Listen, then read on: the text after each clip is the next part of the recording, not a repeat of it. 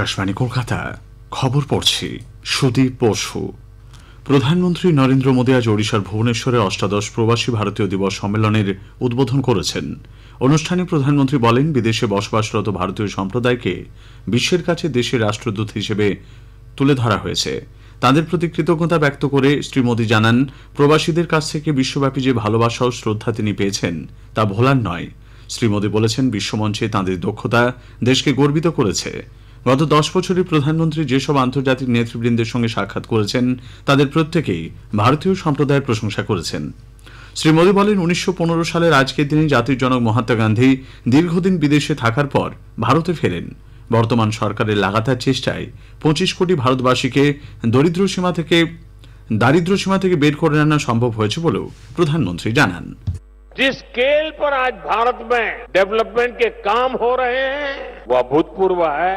सिर्फ 10 साल में भारत ने अपने यहाँ 25 करोड़ लोगों को गरीबी से बाहर निकाला।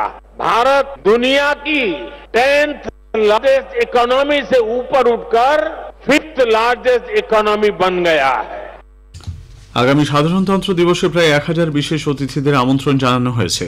এদের মধ্যে রয়েছেন পঞ্চায়েত প্রধান, ত্রাণকর্মী, মন কি বাত অনুষ্ঠানে অংশগ্রহণকারী, তাঁত ও হস্তশিল্প কর্মী, আমার ভারত স্বেচ্ছাসেবক প্রমুখ। প্রতিরক্ষা মন্ত্রক জানিয়েছে, কিছু অতিথি আয় বৃদ্ধি ও কর্মসংস্থানের জন্য স্বনির্ভর গোষ্ঠীর মাধ্যমে গুরুত্বপূর্ণ ভূমিকা রেখেছেন।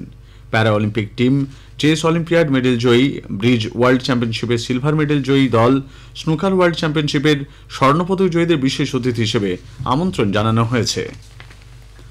শিল্পের উন্নয়নে রাজ্য সরকার বিভিন্ন দপ্তরে কত টাকা বিনিয়োগের সম্ভাবনা রয়েছে দপ্তরগুলির কাছে তা জানতে চেয়েছে। পাশাপাশি কোন দপ্তর কি ধরনের সমঝোতা চুক্তিতে স্বাক্ষর করতে পারে সে কথা উল্লেখ করতে বলা হয়েছে। আগামী 15 জানুয়ারির মধ্যে এই রিপোর্ট জমা দেওয়ার নির্দেশ দেওয়া হয়েছে বলে নবান্ন সূত্রে খবর।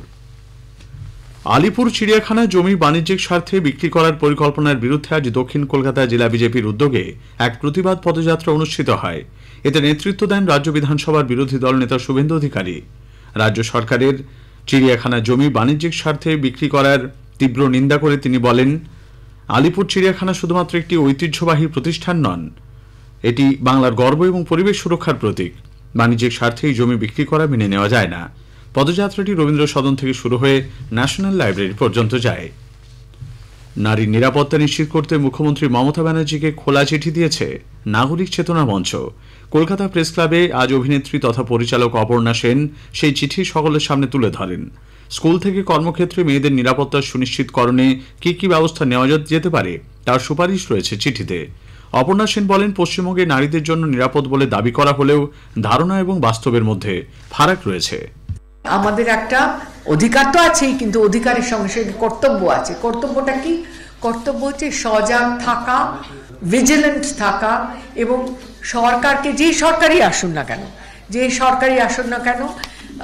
যে দলের সরকারই আসুন না কেন, যাদের হাতে প্রশাসন তাদের ওপর একটা তাদের সঙ্গে হাত মিলিয়ে চলা এবং তাদের বলা যে আমরা নাগরিক, আমরা সচেতন, এবং সেই নাগরিক চেতনায় উদ্বুদ্ধ হয়ে আমরা কিন্তু কিছু বদল চাইছি।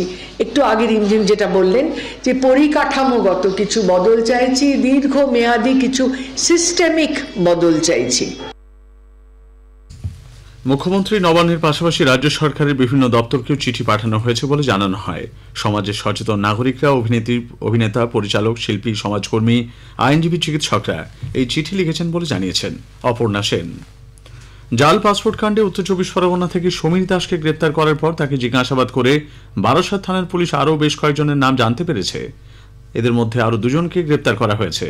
কৌশিক মণ্ডল ও চন্দন চক্রবর্তী নামে 2 ব্যক্তিকে আজ বারাসত আদালতে তোলা হলে বিচারক তাদের 6 দিনের পুলিশ হেফাজতের নির্দেশ দিয়েছেন। নদিয়ার কৃষ্ণগঞ্জে এক বাংলাদেশি মহিলাকে গ্রেপ্তার করেছে পুলিশ। পারভিন বেগম নামে ওই মহিলা মুম্বাই পরিচারিকার কাজ করতেন বলে খবর। তার কাছ থেকে 3টি মোবাইল, 2টি ঘড়ি, 1টি ক্যামেরা, আধার, প্যান কার্ড এবং কিছু ভারতীয় টাকা উদ্ধার হয়েছে। প্রায় 8 মাস আগে নড়াইল জেলার কালিয়া থানার কেরলিয়া গ্রামের বাসিন্দা পারভিন উত্তর 24 পরগনার বনগাঁ সীমান্ত দিয়ে অবৈধভাবে ভারতে প্রবেশ করেন। ছত্তিশগড়ের সুকমা জেলায় নিরাপত্তা বাহিনীর সঙ্গে সংঘর্ষে 3 মাওবাদী মারা পড়েছে। আকাশবাণীর সংবাদদাতা জানাচ্ছেন, সুকমা ও বিজাপুর জেলা সীমান্ত লাগোয়া জঙ্গলে মাওবাদী বিরোধী অভিযান চালানো হয়। খবর শেষ হলো। এরপরের খবর সন্ধে 6:35 গ্রামীণ সংবাদ।